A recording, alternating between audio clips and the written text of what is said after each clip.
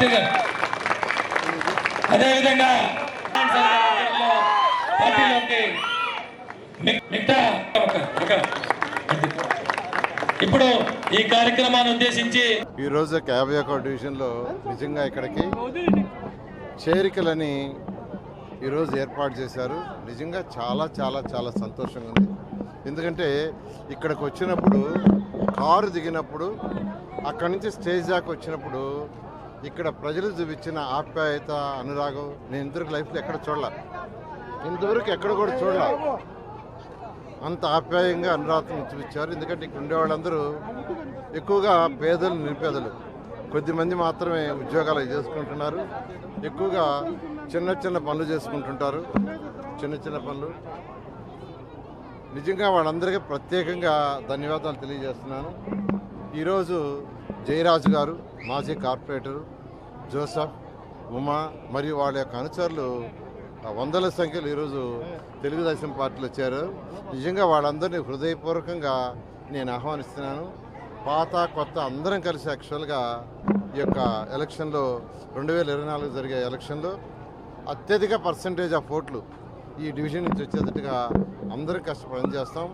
ప్రభుత్వం వచ్చిన తర్వాత 2024లో ప్రభుత్వం రావటం గ్యారంటీ. ప్రభుత్వం వచ్చిన తర్వాత ప్రజలకు సేవ చేసే దాంట్లో పాతవారు కొత్తవారు అందరూ కలిసి ప్రజలకు సేవ చేసేటట్టుగా, ప్రతి ఒక్కరిని ప్రజలకు సేవ చేసే దాంట్లో భాగస్వామ్యం చేసేటట్టుగా నేను అందరినీ కోఆర్డినేట్ చేస్తూ ముందు తీసుకుపోతాను. ఈ సందర్భంగా చేరిన వాళ్ళందరూ కూడా నేను ప్రత్యేకంగా తెలియజేస్తున్నాను. నేను నెల్లూరు సిటీ నుంచి ఎమ్మెల్యేగా కంటెస్ట్ చేస్తున్నాను. వేమిరెడ్డి ప్రభాకర్ రెడ్డి గారు ఎంపీగా కంటెస్ట్ చేస్తున్నారు. ఒక రాష్ట్రం అయినా, ఒక జిల్లా అయినా, ఒక పార్లమెంట్ కాన్స్టిట్యున్సీ అయినా, ఒక కాన్స్టిట్యున్సీ అయినా డెవలప్ కావాలంటే రాష్ట్ర ప్రభుత్వం నుంచి ఫండ్స్ రావాలి, కేంద్రం నుంచి కూడా ఫండ్స్ రావాలి. ఎందుకంటే కొంత పర్సంటేజ్ కేంద్రం ఇస్తుంటారు చాలా ప్రాజెక్టులు. 2014 నుంచి 19కి నెల్లూరులో తెలుగుదేశం ఎంపీ లేరు. నేనే మినిస్టరు, నేనే ఎంపీగా రెగ్యులర్గా ఢిల్లీ పోయి ఫండ్స్ కోసం పోయి ఇచ్చేవాడిని. అయితే ఒక మంచి ఎంపీ ఉంటే నేను రాష్ట్రం నుంచి ఫండ్స్ చేస్తాను, ఎంపీ గారు కేంద్రం నుంచి తీసుకురాగలరు. వేమిరెడ్డి ప్రభాకర్ రెడ్డి గారికి కేంద్రంలో కూడా మంచి పలుకుబడి ఉంది. ఆయన మంచి వ్యక్తిని ప్రతి ఒక్కరు ఆదరిస్తారు. ఆయన్ని ఎంపీగాను నన్ను ఎమ్మెల్యేగాను గెలిపిస్తే ఖచ్చితంగా కేంద్రం నుంచి రావాల్సిన ఫండ్స్ ఆయన తీసుకొస్తారు, రాష్ట్రం నుంచి తీసుకురావాల్సిన ఫండ్స్ నేను తీసుకొస్తాను. నెల్లూరు సిటీని భారతదేశంలో ఒక మోడల్ సిటీగా మేము ఇద్దరం చేస్తామని మీ అందరికీ తెలియజేస్తున్నాను. Thank you very much. కపాటిపాలెంలో అడుగు పెట్టాలంటే భయపడే ఏరియా, అటువంటిది ఈరోజు ఇక్కడ చూస్తుంటే అనూహ్య స్పందన. వ్యక్తులు ఈరోజు ఎట్లున్నారంటే నేను ఇప్పుడే గమనించాను, కొంచెం లేటుగా వచ్చాను ప్రోగ్రాంకి, అయినా ఇక్కడ ఈ అభిమానం చూస్తుంటే ప్రజల అభిమానం ఖచ్చితంగా మనం ఈసారి గెలిచి తీరుతాము. నారాయణ సారు మంచి మెజారిటీతో సిటీ గెలిచే ఖచ్చితం.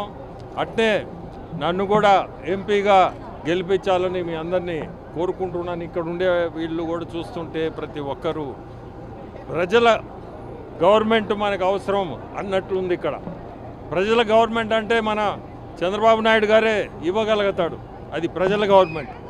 సో ఈరోజు కపాటిపాలెం రావడం లేట్ అయినా చాలా సంతోషంగా ఉంది.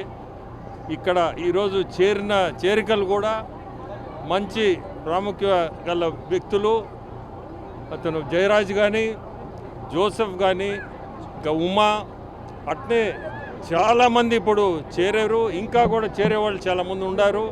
సమయం తక్కువతోటే ఈరోజు వాళ్ళందరూ కూడా రేపు ఎల్లుండో చేరబోతారు.